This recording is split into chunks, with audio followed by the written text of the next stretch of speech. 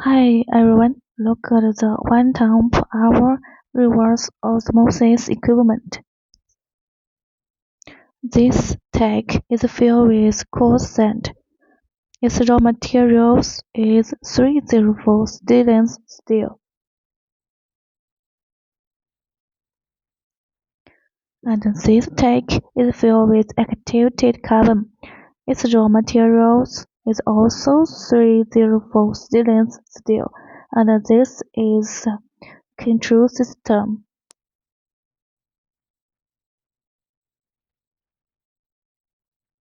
This is a pressure tank. This is the PP cotton filter, and this is a high pressure pump. Finally, to this our membrane. Thank you.